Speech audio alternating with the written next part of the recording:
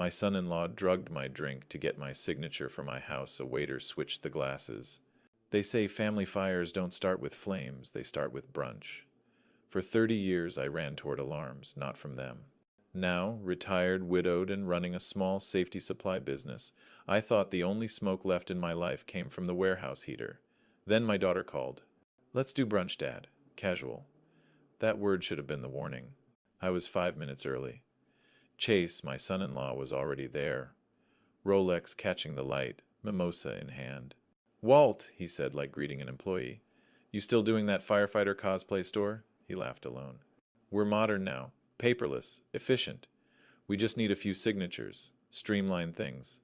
He slid a leather folder toward me, edges too sharp, a notary seal faint beneath the flap.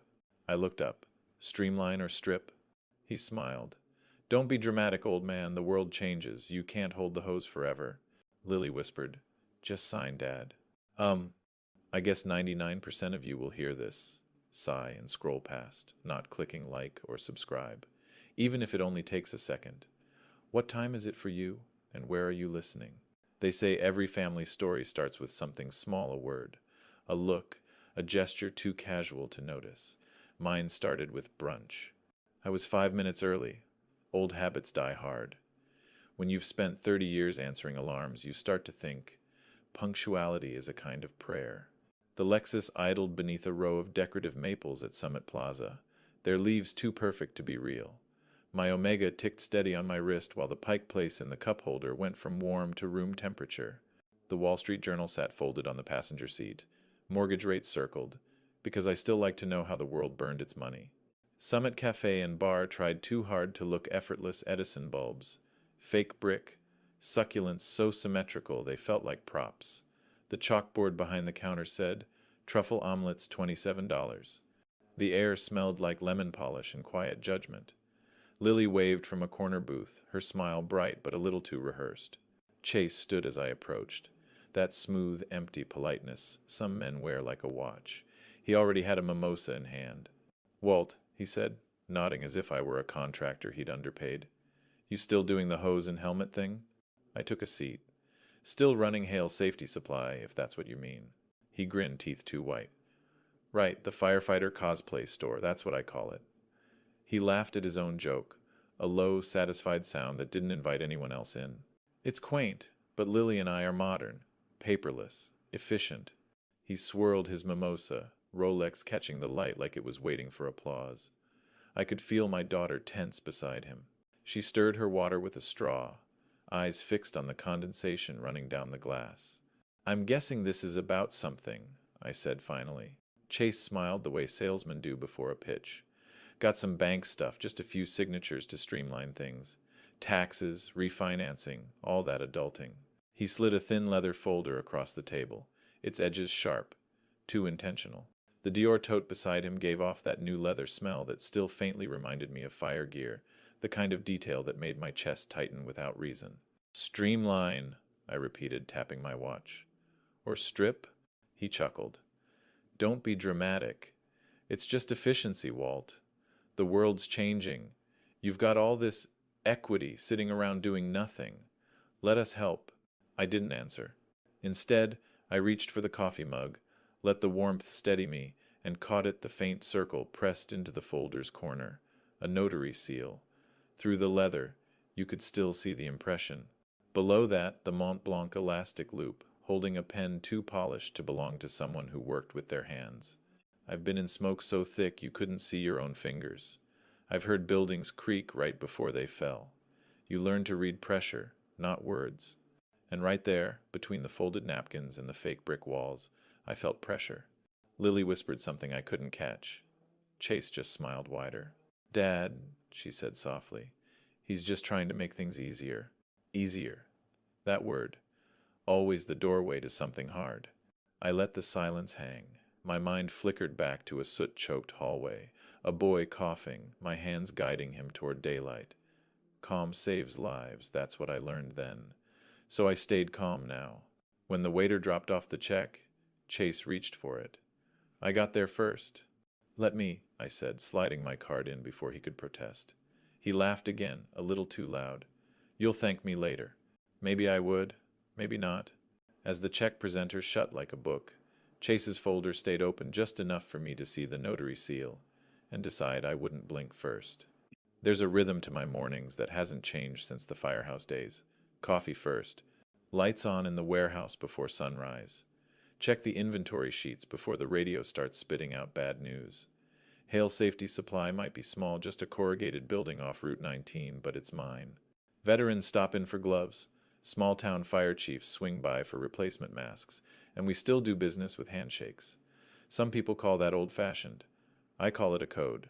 That afternoon, I finished restocking a shipment and watched a firefighter named Ramos drive off with his order, threw in a few extra pairs of liners on the house. Loyalty like that is worth more than any stock dividend Chase would brag about over brunch. I locked up, grabbed takeout, and headed home, looking forward to the kind of quiet that doesn't need conversation. When I opened the door, the smell hit first sugar and something expensive.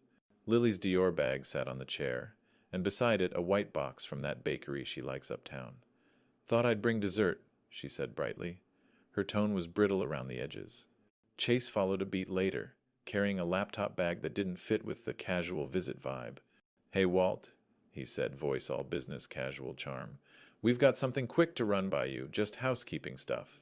He laid out the papers like a magician about to do a card trick. "We're consolidating liens for a Scottsdale opportunity," he said smoothly, spreading the pages in a neat fan. "You sign here and here just to simplify things. Notary comes tomorrow. Easy." I picked up the top page. Durable power of attorney. Pre-filled. My name in neat black ink. My address. The little boxes checked for real property. I read aloud, like my late wife used to when she thought something smelled off. "Grant of authority, including real property transactions." Chase smiled as if I'd said something amusing. "You raised a hero, Lily, but heroes can be impractical." Lily flinched, eyes flicking between us. "Dad, it's just easier this way. We can handle the details for you." I looked around the dining room. The ceiling paint had a small crack I'd been meaning to fix. The old clock on the wall ticked just slightly off beat.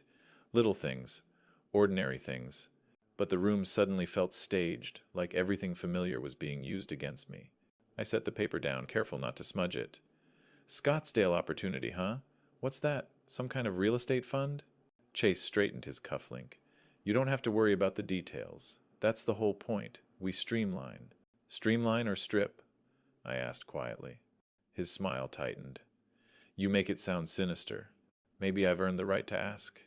I reached for the next page, quitclaim deed, drafted but unsigned. My name again, the house address, transfer of interest. That was when I remembered the note Ruth left in the silverware drawer, years ago. "Paper loves quiet. Read it loud." So I did, out loud, every clause, every hereby and whereas. Lily's voice cracked mid-sentence. "Dad, please, it's just a formality." I looked at her, not angry, just clear. "Formality's how you lose a house, sweetheart." The silence between us stretched until the refrigerator clicked on. Chase's jaw tightened. "If you're going to make this difficult." I pulled my iPhone from my pocket and took 3 photos each page, time-stamped, clear enough to read the fine print. "I like keeping records," I said. "Old habit." He reached out as if to take the papers back. I slid them away. "You said the notary's coming tomorrow?" "Yes," he said. A flicker of something in his eyes, panic or irritation, I couldn't tell. "Good," I said. "I'll be ready." When I read the paragraph about real property transfers, if you've ever walked into a place that tries too hard to be relaxed, you know the kind of tension I mean. The copper and marble cafe glowed with the soft hum of money-imported beans, minimalist lighting, customers pretending they weren't checking their reflections in the glass. I parked the Lexus across the street, pulled up the Nest app on my iPhone out of habit, watched the empty driveway of my house for a few seconds, then stepped out. Years of command work make you check perimeters even when there's no fire. Chase was already there, waving from a corner table like he'd just closed a deal. His Cartier bracelet caught the light as he lifted a hand. Lily sat beside him, posture perfect, knuckles white around her phone. A folder sat between them, the same kind of sleek leather I'd seen before. "Morning, Walt," Chase said, sliding a second coffee toward me. "Try this decaf. Calms the nerves. You get a little jittery around paperwork. Maybe that's because I read it, I said, taking my seat. He smiled like I was a slow student. We've got the notary meeting us here. Quick signatures, then we're done.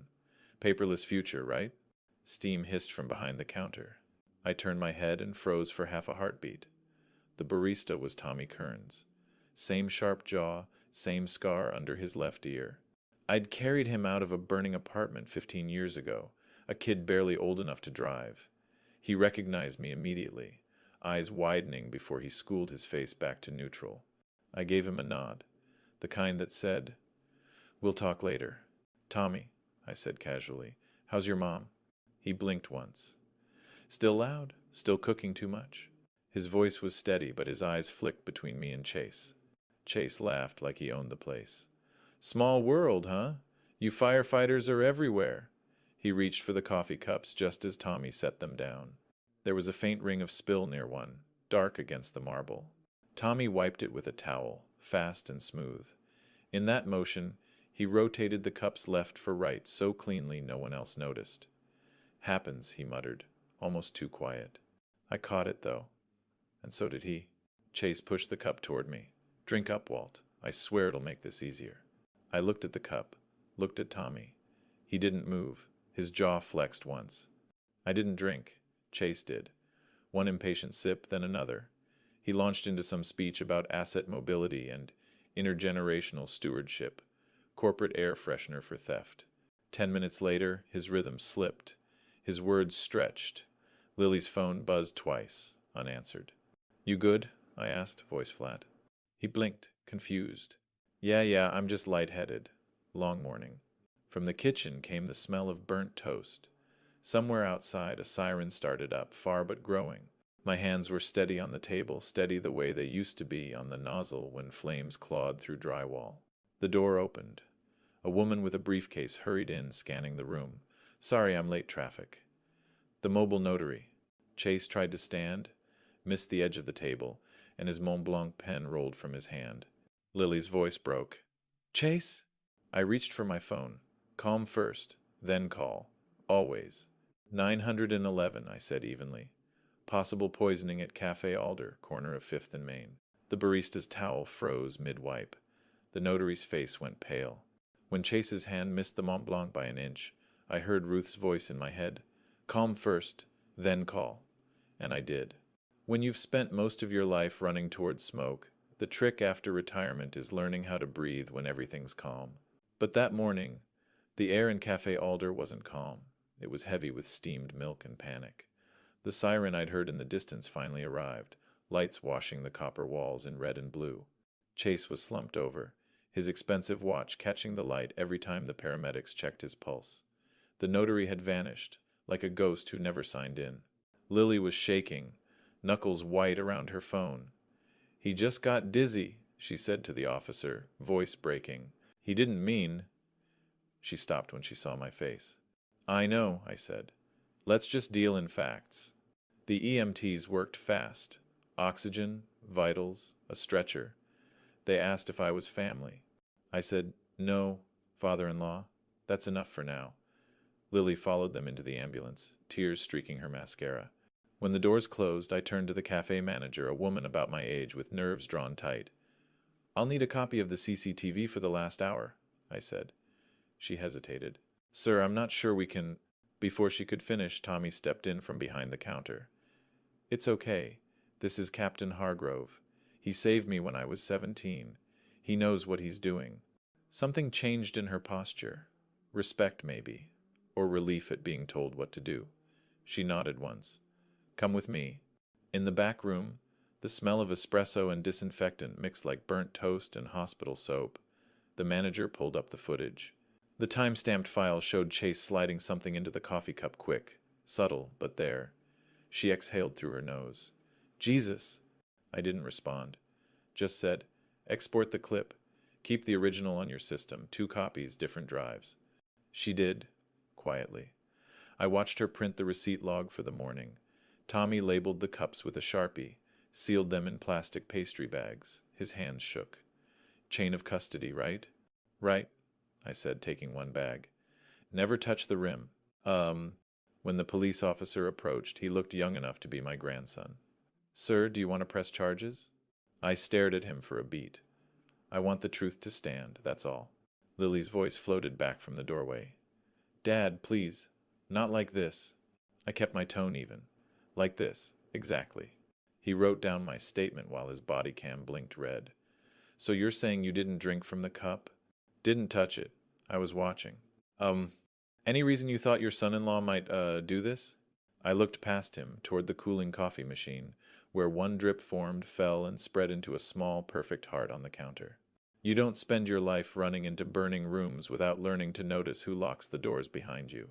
He nodded, scribbling notes. I gave him my phone number, then opened my iPhone and began typing an email to myself, subject line, timeline. Heure, tea, arrived at café. 8:22. Cups served. 8:25. Cup rotation. 8:36. Onset of symptoms. 8:41. 911 call. 8:52.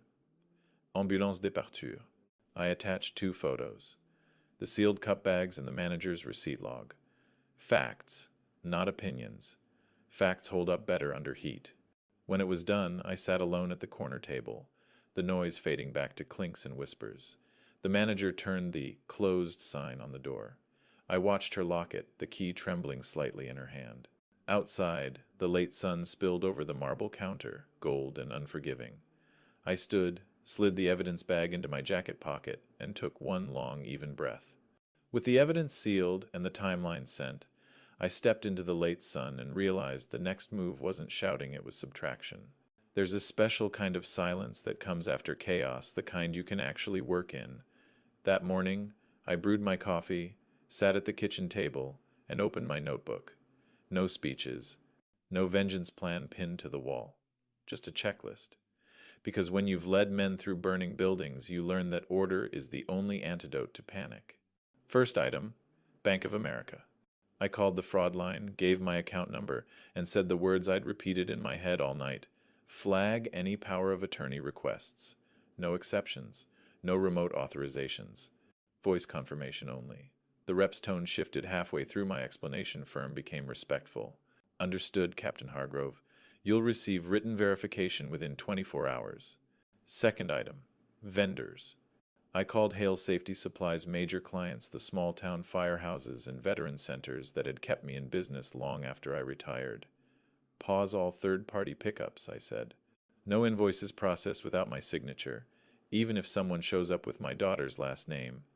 Each one answered the same way. Got it, Walt. We trust you. Loyalty, like steel, is forged under heat.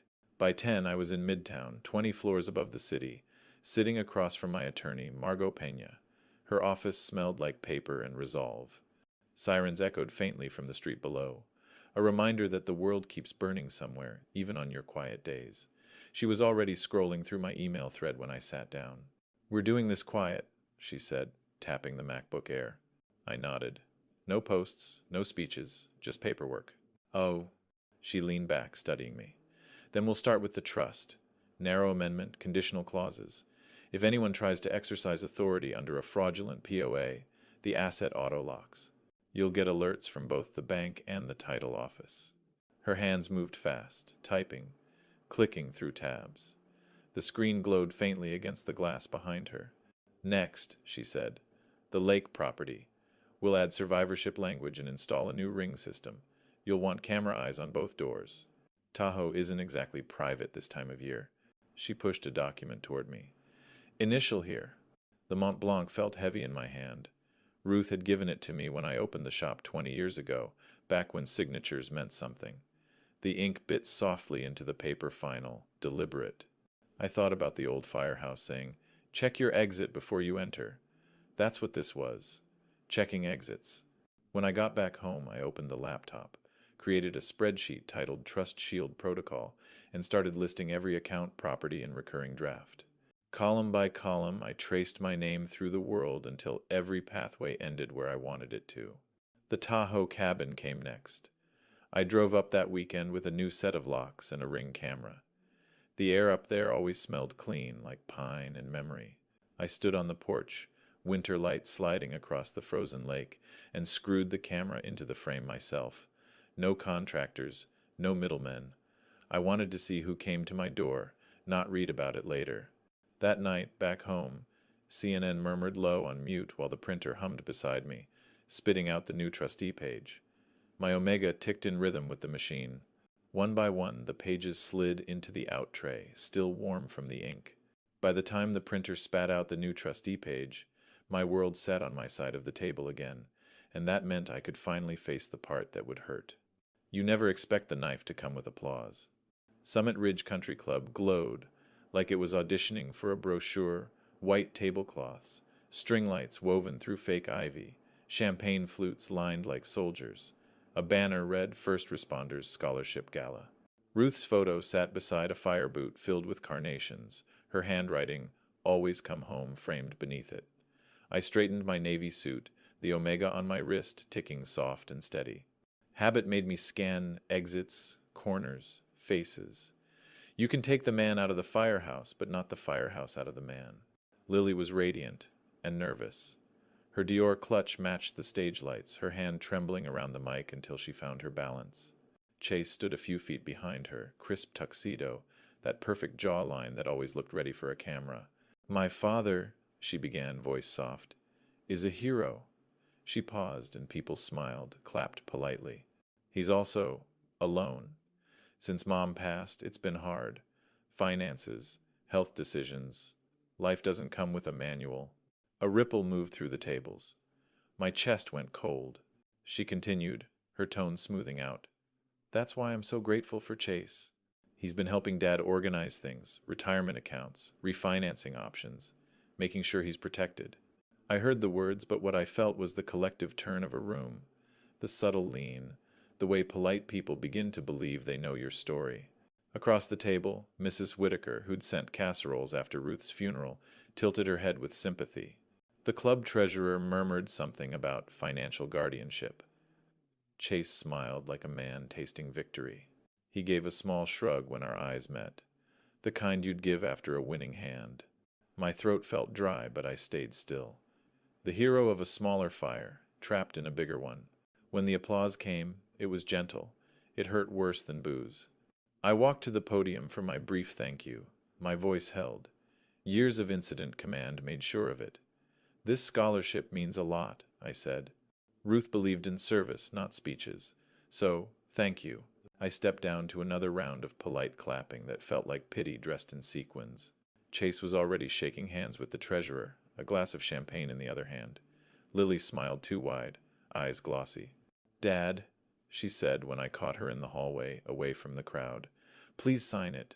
Just stop being stubborn. He's trying to help you." "Help me?" I repeated, and the words came out quieter than I meant. Her mascara shimmered under the recessed lighting. "It's just a formality. You'd still have control." I looked at her, my daughter, who used to make fire helmets out of cereal boxes, who once stood beside me at Ruth's grave, promising to take care of Dad. And I realized this wasn't cruelty. It was capture. By shame, by image, by a man who knew how to wrap poison in PowerPoint slides. I wanted to tell her everything.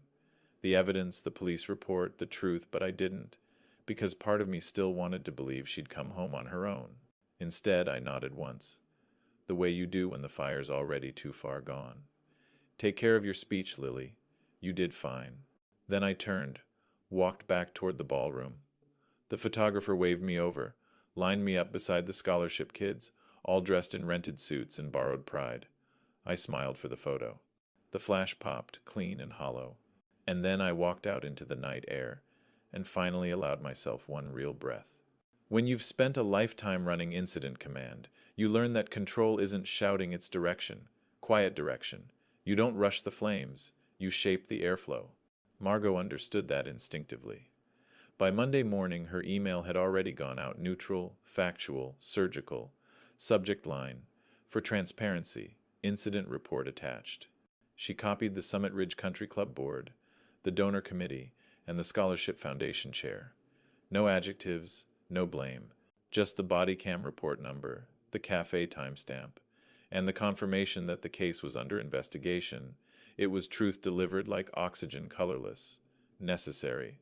That afternoon, the board convened in a mahogany-paneled room that smelled of citrus polish and legacy.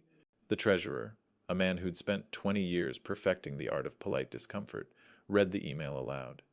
Chase sat 2 seats away, suit immaculate, cufflinks catching light. "This is a misunderstanding," he said, his voice too loud for the room. "The report is incomplete. It'll all be cleared up once." The board chair, a retired judge, didn't let him finish. "Pending resolution, we'll suspend your committee privileges. Optics, you understand." You could feel the room contract. Handshakes got shorter, laughter thinner. By the time Chase reached for his glass of water, no one was meeting his eyes. Outside, I sat in my truck, engine off, watching the reflection of that same boardroom through the tinted windows. I didn't smile, didn't feel triumphant, just steady. Like the moment after a fire finally collapses into embers, you respect what burned, but you don't mourn the smoke. On my phone, a message blinked into the veterans group chat. "Be advised, Chase Dunn Financial approached us for partnership." Declined. Another followed. "Appreciate the heads up, Captain. We'll stick with our existing channels." The network didn't roar. It hummed. Contracts evaporated, quietly. One vendor emailed, "We'll keep our hail safety account with you, Walt, always." That always carried more weight than any check. At the same time, the local HOA Facebook page lit up. "Anyone else approached about signing something for refinancing?" Sounds fishy. Dozens of comments followed. Neighbors sharing, warning, screenshotting. No torches, no drama, just doors closing one by one. Bank of America's fraud alert arrived that evening and attempted login from a flagged IP, blocked automatically.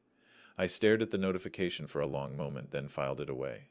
The system worked because I'd built it like a firebreak, layer by layer, with redundancies and watchmen. Meanwhile, Margot texted.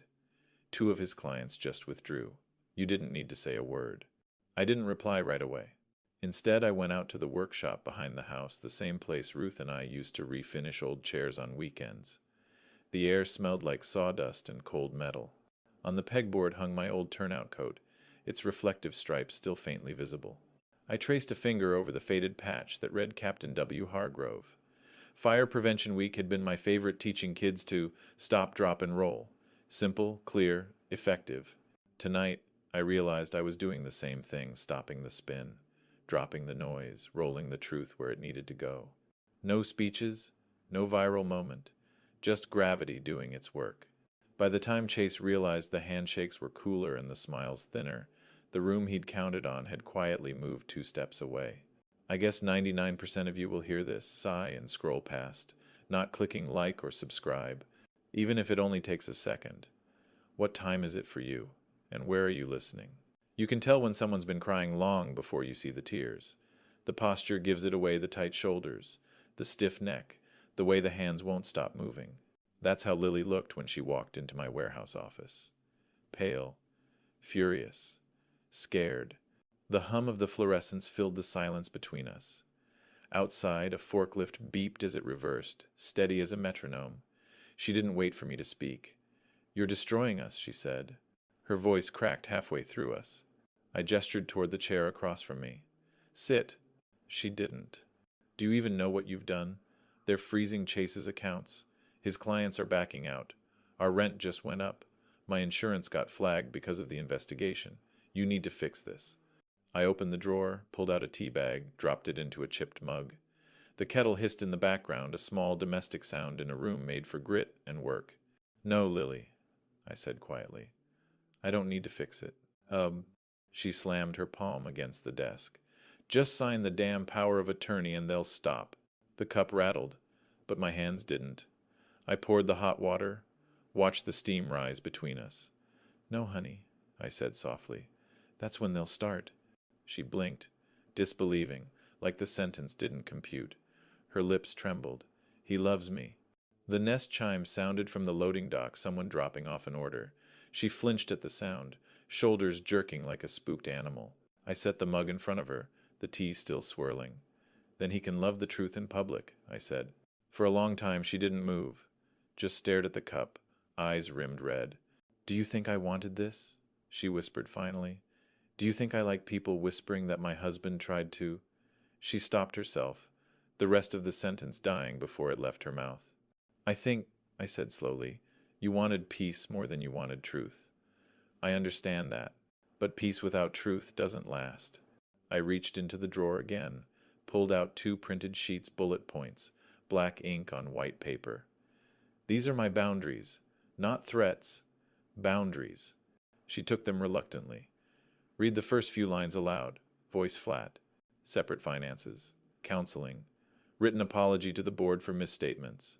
No use of my name or reputation in any professional capacity. Tears hit the page one by one, dark circles spreading like spilled ink. You'd really make me choose? She asked. I leaned back, folded my arms. No, I'm giving you a choice. There's a difference. The forklift beeped again outside. A door clanged shut. Somewhere, a radio played faint country music, too faint to make out the words.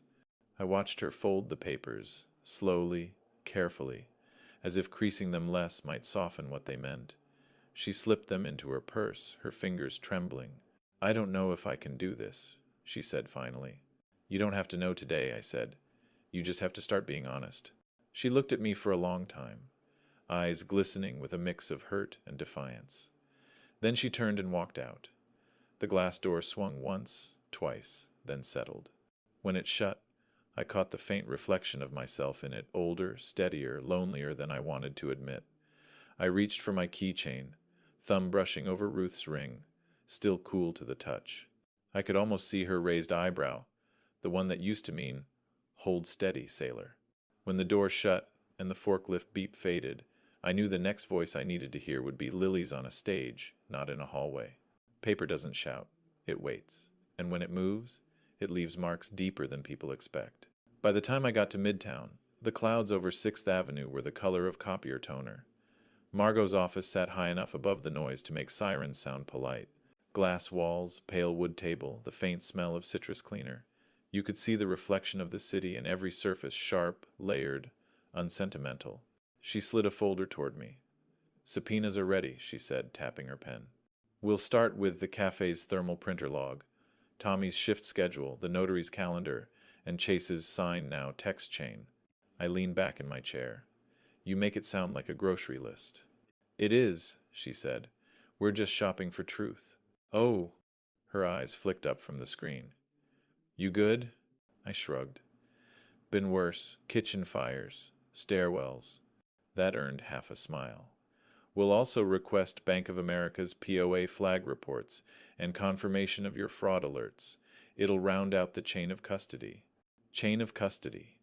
Words that used to mean evidence bags and charred stair rails now applied to coffee cups and text threads. Life has a sense of humor. She turned her MacBook toward me, cursor hovering over a digital signature line. I uncapped my old Mont Blanc Ruth's gift from when the shop first turned a profit. The nib scratched softly, steady. The ink looked calmer than I felt. Good, Margot said, closing the laptop. Detective Reyes will update you once the notary's statement comes in. And Walt? Yeah? Keep staying quiet. Silence is making them sloppy. At the precinct, Reyes met me with a manila folder, thick enough to suggest movement. Preliminary review, she said, voice clipped. I didn't peek. I didn't need to. She nodded once professional respect, and I left it at that. Next stop, Cafe Alder's back office. The hum of refrigeration units filled the narrow space. Tommy sat across from a detective, pen trembling slightly as he signed his witness statement. Guess that criminal justice minor finally paid off, he joked weakly. I clapped a hand on his shoulder. You did right, kid, he smiled, small but real. By afternoon, I was on the phone with a fraud officer at Bank of America. Her voice was efficient, sympathetic in the way only someone who's seen every type of family betrayal can be. Yes, Captain Hargrove, she said. We can confirm multiple POA access attempts over the weekend, blocked automatically. We'll send documentation via secure link. Thank you, I said. Keep it in the record. At home that night, I made myself a sandwich I didn't finish and scanned everything statements, logs, timestamps into my iPad.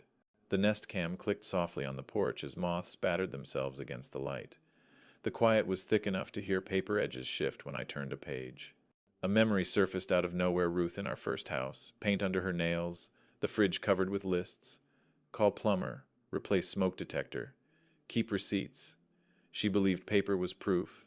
Now it was gospel. The ping of an incoming email broke the silence. Margot again. One forwarded message, subject line, "You'll love this." It was a screenshot from Chase's group chat, him bragging about the meeting. "Espresso yourself into compliance," he'd written, time-stamped exactly 1 hour before the cafe incident. Paper waits.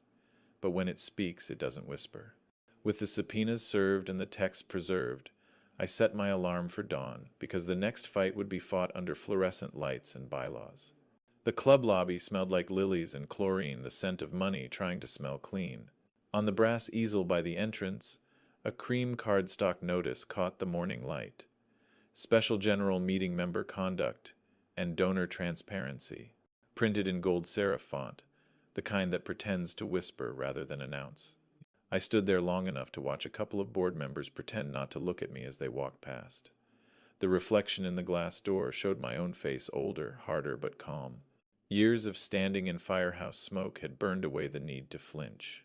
Chase arrived 20 minutes later, all tan confidence and dry clean charm. His blazer looked fresh out of a GQ shoot, his smile practiced down to the millimeter. "You can't win at my club, Walt," he said, voice low enough to sound intimate, loud enough for others to overhear. I stirred a coffee I wasn't planning to drink. "It isn't your club." He leaned closer, teeth white, eyes sharp. "People like a story. I'll give them one. Doddering dad, grateful son-in-law. They'll eat it up." I checked my Omega, the second hand steady as a heartbeat. "Stories need facts," I said quietly. "Make sure yours has some."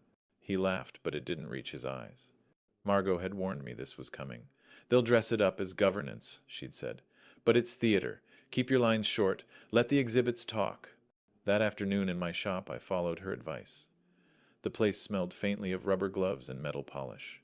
I cleared a section of my work table and started laying out the documents under Paperweight's old brass hose nozzles from my engine days. Exhibit A through F, each labeled in neat block letters on blue painter's tape. Ruth would have approved. She was always the organized one. The printer hummed, its warm plastic smell mixing with the sharp tang of toner.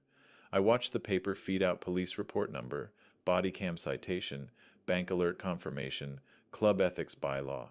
1 page, bullet points, no adjectives. Margot's mantra. Emotion loses cases. Paper wins them. As I stacked the pages, I caught sight of Ruth's photo on the shelf, her smile caught mid-laugh, the kind that pulled at her eyes. I set it beside the exhibits, not as evidence, just as witness. Around 8, I called Tommy. He sounded nervous, younger than he had during the witness statement. "You sure about me talking to anyone if they ask?" "Only facts, kid," I said. "Dates, times, what you saw. Nothing more, nothing less." He exhaled through the phone. "Got it. Facts only." When I hung up, the shop was quiet except for the faint ticking of the wall clock and the low hum of the security camera in the corner. Outside, the air smelled like rain that hadn't committed yet. I double-checked every exhibit tab, smoothing the blue tape flat with my thumb until there were no bubbles. The whole process felt ritualistic, like cleaning tools after a long call. Methodical, necessary. No speeches this time, no pleas. Just order. When the printer cooled and the last tab stuck clean, I put on the navy suit Ruth liked, the one that still held a trace of her perfume on the collar, and packed the exhibits into a leather folio. Then I locked the shop, turned off the lights, and drove toward the room where silence weighs more than applause. Every club has that one room, the one that looks elegant, until you realize how much power it hides. At Summit Ridge, it was the banquet hall. White tablecloths, a chandelier that flickered once every 15 seconds, just enough to remind you perfection's always rented. I'd stood under that light dozens of times before for scholarships, fundraisers, Ruth's memorial, but this time every face in the room turned when I entered. The chairwoman, Eleanor Riggs, tapped her gavel twice. Special general meeting, March agenda. 3 minutes per speaker. No personal attacks. Evidence only. Her voice carried the calm of someone who'd refereed too many arguments between people who paid too much for their opinions. Chase was already near the podium, posture polished, smile calibrated. He adjusted the mic as if it were a prop. "We love Walt," he began, his tone dripping with practiced concern. He's a hero, but he's also tired. Since Ruth's passing, the administrative side of things has gotten overwhelming. A sympathetic sigh rippled through a few tables. He leaned in. We sought a simple power of attorney to help manage accounts and keep the family safe. The coffee incident at Cafe Alder was a misunderstanding, exaggerated by well people with agendas. He looked directly at me, expression saintly. I forgive him for calling the cops. Forgive. The word landed like ash. The chair tilted her head. Mr. Dunn, do you have evidence supporting your statement? Chase nodded, shuffling a handful of glossy printouts, screenshots of emails, half-truths edited to look like context.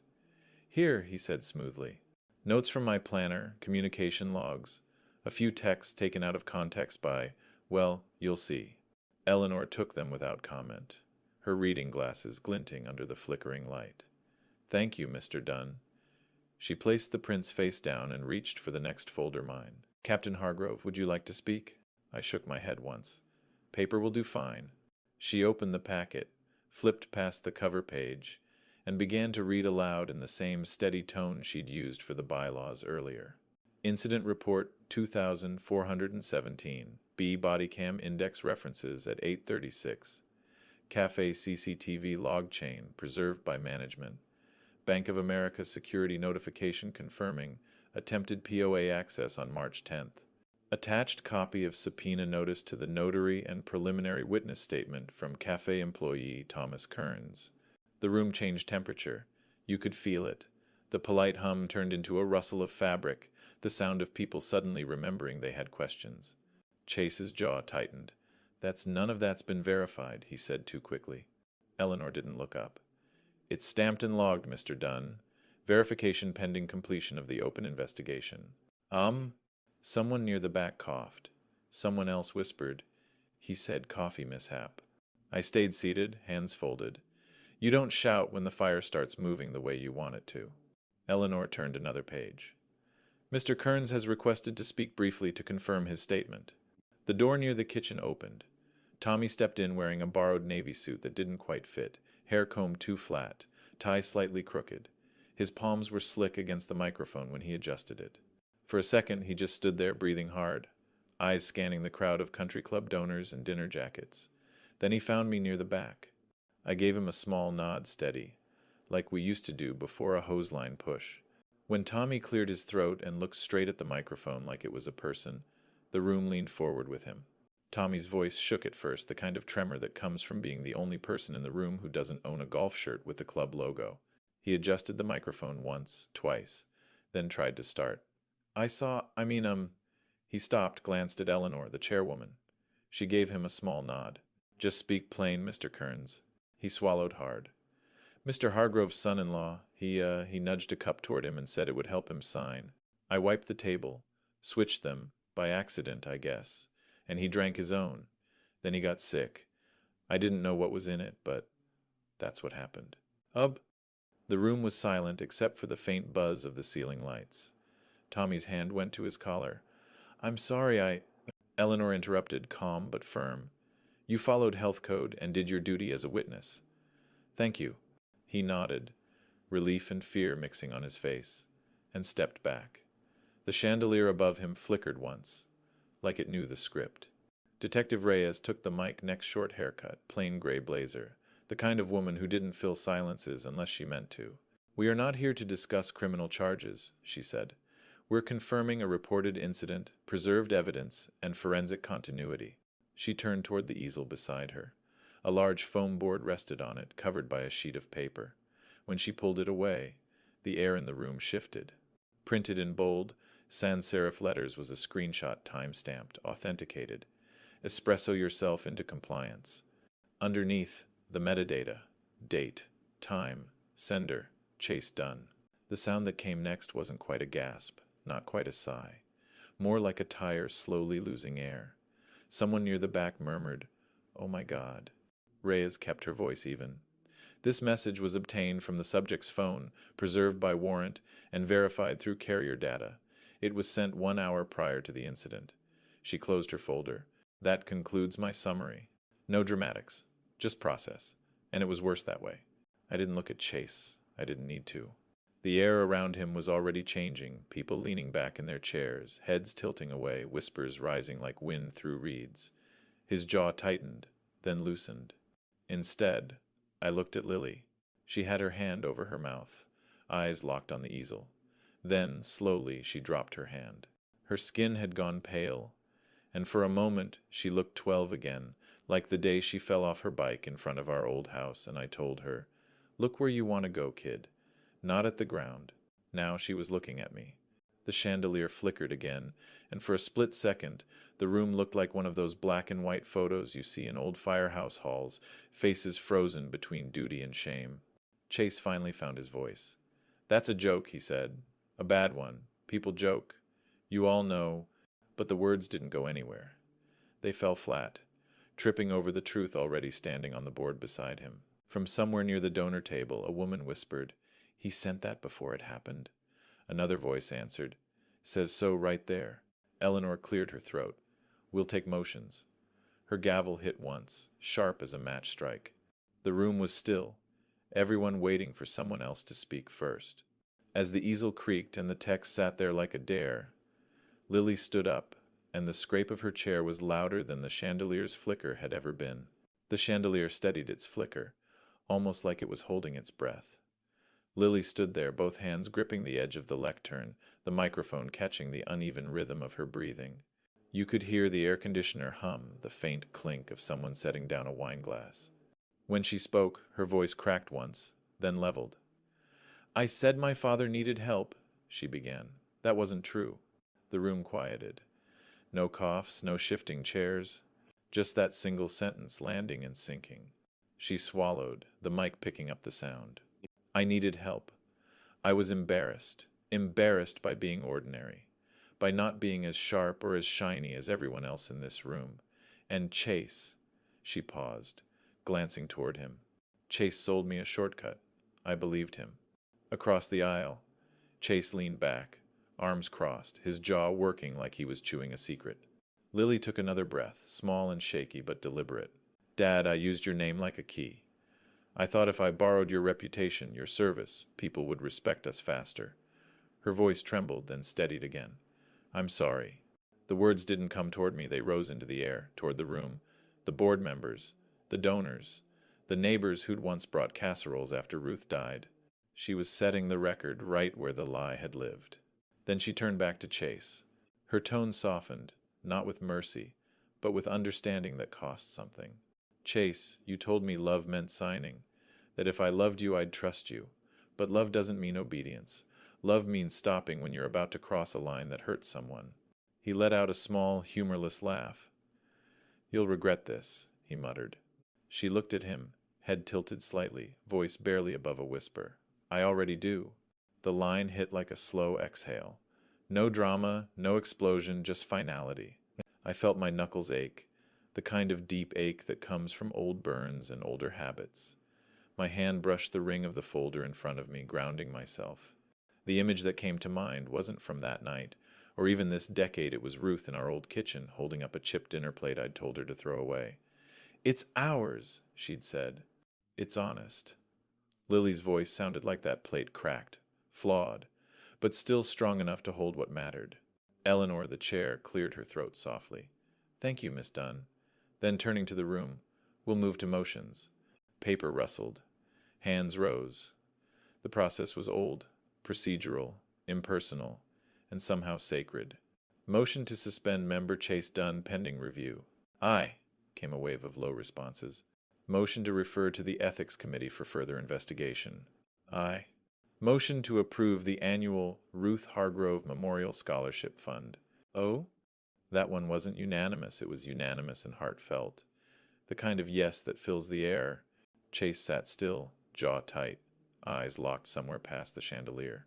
Lily returned to her seat slowly, not looking at me until the very end. When she did, it wasn't a plea, it was a promise. Eleanor set down her gavel. "This meeting is adjourned." When the vote cards lifted and the room murmured, "Aye." Chase's face didn't fall, it hardened, which told me we weren't done. It arrived at 9/7 a.m. A courier in mirrored sunglasses, holding an envelope too thick to be polite. The logo on the flap was embossed in navy blue, the kind of paper that smells like money and ego. I already knew what it was before I slid it open with my pocket knife. Inside, 3 pages of legal choreography, printed on watermarked stock. The phrases were predictable, almost comforting in their familiarity. False and malicious statements. Tortious interference with economic advantage. Cease and desist. Chase must have thought tone could substitute for truth. I took a photo and texted it to Margot with a single line. "It's here," she called within 10 minutes. "Standard bark," she said, voice flat. "Hold, please." I heard the sound of typing, the muted clack of a woman who'd made a career out of dismantling male entitlement letter by letter. Then she read aloud, almost like a lullaby. "Your client's statements conflict with preserved texts, surveillance records, witness accounts, and financial security alerts. Kindly advise him to refrain from contacting Mr. Hargrove or his daughter. All further communication should be directed to counsel." I could hear her smile through the phone when she added, "We'll file this under predictable tantrum." I exhaled, the kind of slow breath that tastes like metal. After we hung up, I ran my thumb over Chase's lawyer's signature, the ink ridge catching against the skin like scar tissue. I'd seen that same brand of confidence before, usually on people who thought the rules were fireproof until they weren't. Outside, a leaf blower droned somewhere down the block, steady and indifferent. It reminded me of bunker gear noise, the low mechanical hum that always meant someone was keeping the danger out. Protection has a sound if you listen close enough. By noon, the ripple had already started. The HOA Facebook page posted a PSA in its usual cheerful tone. Friendly reminder to vet financial opportunities and verify licenses before signing documents. The comment thread grew fangs within the hour. Someone posted the subpoena link. Someone else added a screenshot of Chase's old marketing slogan, "Trust starts here." The irony practically carried itself. That afternoon, Bank of America's fraud division confirmed what we already knew: attempted POA access had been blocked twice in the past week. They sent a courtesy notice with a reference number. Margot screenshot it, added it to our receipts folder, and labeled it Exhibit 11, Persistence versus Logic. By evening, my phone buzzed with one more message, this one from a local contractor. "Hey, Walt, saw the posts. Just so you know, we're out if Chase's firm is in on anything. No drama, just loyalty." I typed back, "Appreciate it. Keep your head down." He replied with a thumbs-up emoji. That's the thing about small ecosystems. They don't roar. They just quietly reroute the current. The legal letters sat on my kitchen table, aligned at the corners, unread now. I poured a cup of Pike Place, still warm from the pot, and took it out to the porch. The morning chill had turned sharp, but for the first time in months, the coffee actually tasted like coffee. Sometimes revenge doesn't look like headlines. It looks like paperwork properly filed, calls properly logged, noise properly contained. With the letters filed and the noise routed to counsel, all that was left was the cost and who was willing to pay it. The kitchen felt smaller than it used to. Maybe it was the way the afternoon light cut across the table, sharp and golden, like it was dissecting everything that still needed saying. Lily sat across from me, her fingers twisting a paper napkin into something that looked like a flower and a wound at the same time. "What would it take?" she asked finally. Her voice wasn't defensive anymore, just tired. Like she already knew there wasn't going to be an easy version of the answer. I slid a single sheet of paper across the table, my handwriting blocky and steady like I used for firehouse rosters. "No spectacle," I said. "Just work." She read it in silence. "Therapy receipts," she said after a moment, eyebrows knitting. "Not mine," I said. "Yours." Her eyes dropped to the next line. "Separate finances." She nodded once. "That's fair." Then the next. "Written retraction to the club board." She swallowed. "I already said I was sorry." "Apologies are feelings," I said. "Retractions are records." She didn't argue, just kept reading. "Community service hours, real hours," she murmured. "And a statement?" I nodded. "To the kids." "The scholarship group. Tell them what you learned about shortcuts, about what happens when you confuse love with leverage." Her jaw clenched. "That's humiliating." I stirred my tea, watching the steam curl and fade. "Humility isn't humiliation," I said. "One fixes you, the other breaks you." For a long moment she didn't move. The clock ticked in the corner. Then, like a small engine catching after a long winter, she said, "Can I read it instead of speaking it?" "No," I said quietly. "You have to say it out loud." She looked at me, and for a moment I saw the kid who used to practice speeches in front of the bathroom mirror with Ruth's hairbrush as a mic. She didn't want to do it then either, but she always did. Her phone buzzed on the table. A notification from her bank app. She opened it, exhaled. I just opened a new checking account. A small step, but it sounded like the start of repair.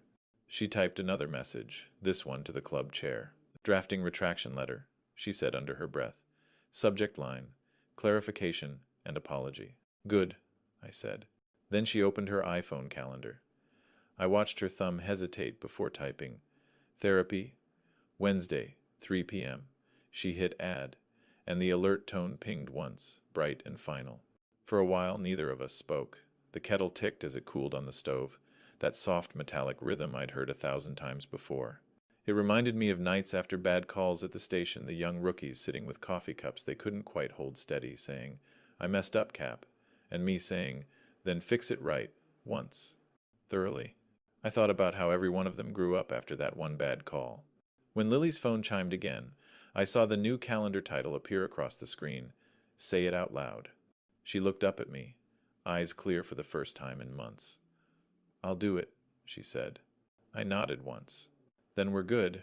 Not forgiven, not reset. Just good, the kind you build, not the kind you declare." When her phone dimmed and the house settled into that soft, waiting quiet, I let myself believe this could end in something cleaner than anger. I guess 99% of you will hear this, sigh and scroll past, not clicking like or subscribe, even if it only takes a second. What time is it for you, and where are you listening? The VFW hall still smelled the same wood polish, chili powder, and faint cigarette ghosts from decades past. Folding tables lined with crockpots, cords taped down with care, and a fire boot filled with carnations sat beside a framed photo of Ruth. Someone had draped her old station jacket over the chair next to it. The patch was faded, but her name still caught the light. Lily stood near the back, paper in her hand, breathing like she was steadying herself before a climb. Veterans in blue jackets shuffled past me, offering nods that meant, "We see you, we know this one hurts." No speeches, no small talk, just the quiet solidarity of men who've stood too close to flames. The chair tapped the mic. Scholarship night, dedicated to Ruth Hargrove, beloved wife, mother, and member of this post. A pause. Lily Hargrove has something she'd like to say. My daughter walked to the front, heels clicking softly against the scuffed linoleum. The hum of the overhead lights filled the room as she unfolded her paper. "I used my father's name to open doors," she began. Her voice wavered once, then leveled. "I called control love. I confused speed with wisdom. Don't do what I did." The words were plain, almost too small for what they carried, but they filled the room anyway. Two kids in the front row, one with a scholarship badge pinned crooked on his jacket, wiped their eyes. Lily looked down at her page again. "Dad, I can't undo it," she said quietly. "I can only never repeat it." Applause came not thunderous, not performative, just warm, the kind that holds you up without crowding you. When it was my turn, I walked up slow. The mic caught the faint creak in my knees, and I let the pause linger. "Forgiveness," I said, "begins with paperwork and ends with behavior." A few people smiled, knowing the truth of it. "I'm open to both." From the back of the hall, a man in a suit whispered into his phone. Chase's lawyer, probably updating a client who'd already lost the room. No one looked his way. I took a folded cardstock sheet from my jacket pocket and set it on the lectern. "These 5 rules," I said, "are going on my fridge tonight. Maybe they'll help someone else before it's too late." I read them slow, one by one. 1. No signing at parties. 2. Legal documents reviewed in daylight. 3. No using names as leverage. 4. Separate finances, always. 5. If you need urgency, you need a second opinion.